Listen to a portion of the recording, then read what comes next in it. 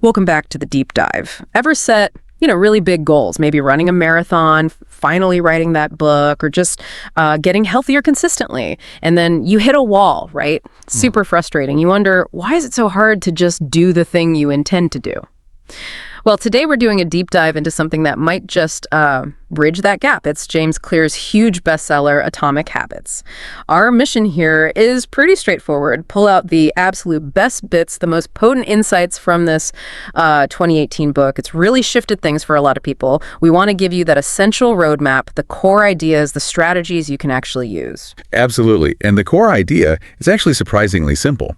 It's that these tiny, seemingly insignificant habits, if you do them consistently day after day, well, they compound. They lead to truly remarkable long-term results. So this deep dive, it's not just what these atomic habits are, but really why they work so incredibly well for, lasting change. Okay, let's jump right in then. Maybe start with the book's most foundational idea, which feels a bit counterintuitive at first. Most of us think success comes from setting bigger, bolder goals. But Clear completely flips that. He says, you do not rise to the level of your goals. You fall to the level of your systems. Wow, that one line, it really forces you to rethink everything, doesn't it? Away from just wishing towards, doing. It really does. It reframes the whole approach. We tend to fixate on the outcome, right? The big win, the finish line. But Clear says, look, sustainable progress isn't really about the goal itself. It's about the process, the reliable, repeatable things you build into your daily life. So the focus shifts, not the destination, but building these tiny, consistent actions that just naturally lead you there. Success, in this view, it just becomes, the natural result of having good systems in place day after day, not some massive one-off effort. You mentioned how these small habits create big results. Can you break that down a bit more? Because, it is hard to see how tiny steps lead to huge leaps. Yeah, it's the power of compounding. It's actually pretty amazing when you look at the math. Clear points out, if you get just 1% better each day, just 1%, by the end of the year, you're not just 365% better, you're actually something like 37 times better. It's exponential growth, not just adding up, but multiplying. That's the quiet power of these little habits. But, and this is really crucial, this compounding works both ways. It works in reverse too. Those little slips, the extra biscuit, scrolling for 5 minutes, skipping one workout, they seem minor, right? But they also compound. They multiply over time to pretty significant negative results. So understanding this dynamic is vital for building the good and for getting rid of the bad habits. Okay, so if it's not just about willpower or setting huge goals, what's the actual roadmap? How do we make these tiny changes stick? Clear must give some practical steps. Oh, absolutely. He lays out a really clear, actionable framework. The 4 laws of behavior change. The first one is make it obvious. This means making the cue for your desired habit really clear, really unmistakable in your environment or routine. A key strategy here is habit stacking. You link a new habit you want to start to one you already do automatically. Like, after I brush my teeth, that's the existing habit, I will meditate for 1 minute. That's the new one, stacked on top. Another tool is implementation intentions. That means deciding exactly when and where you'll do the habit. Write it down. It makes it concrete. And of course, you can literally change your surroundings to make the good cues pop out at you. Okay, the second law, make it attractive. Makes sense, right?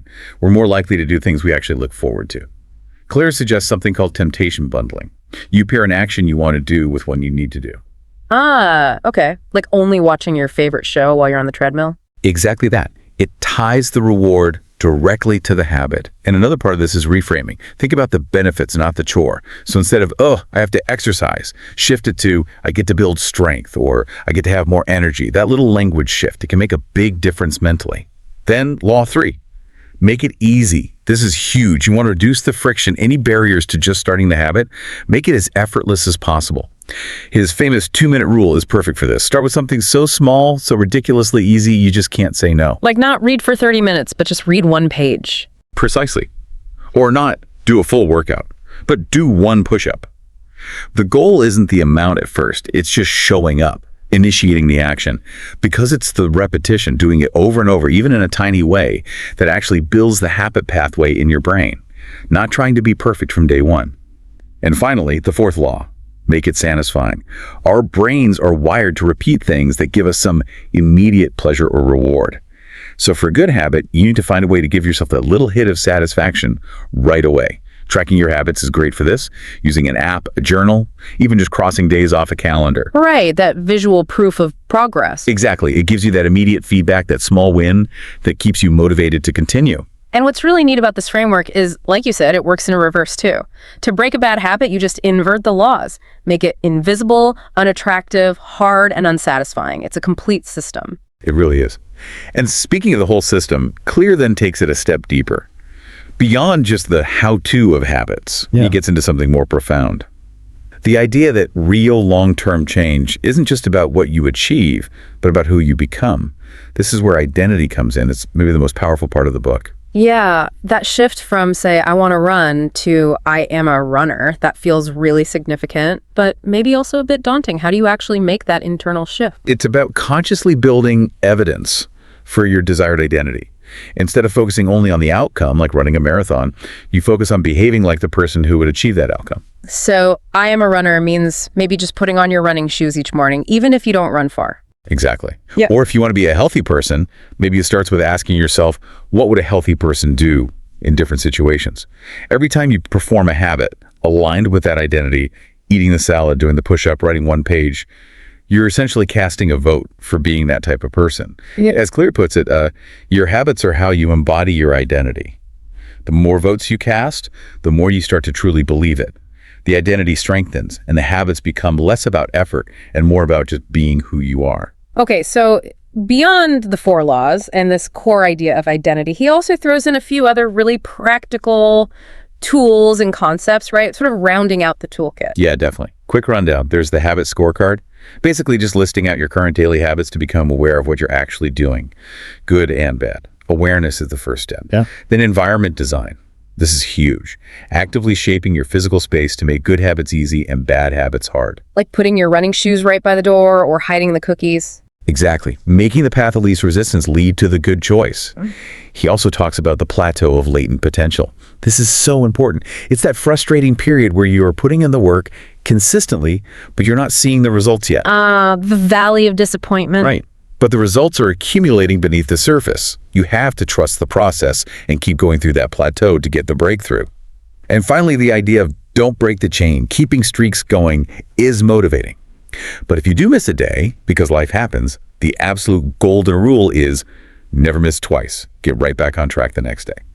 So bringing this deep dive on atomic habits towards a close, it really does boil down to this quite profound idea. Big goals, big achievements, they don't necessarily need these huge dramatic actions. It's about those small, almost invisible changes done consistently. That's where the real transformation happens. Yeah, the secret, if there is one, it's rooted in building effective systems and shaping your identity. Much more than just relying on motivation, which, comes and goes. It's about designing your life, designing yourself, so the right things become easier, almost automatic. Like James Clear concludes so well, success is the product of daily habits, not once-in-a-lifetime transformations. It's the everyday stuff. So thinking about everything we've talked through these tiny atomic habits, the power of identity, here's something to chew on. What's just one tiny identity-based habit you could start, maybe even today? Something small that starts casting a vote for the person you want to become. Just one little thing. Think about it. And maybe, just maybe, start today.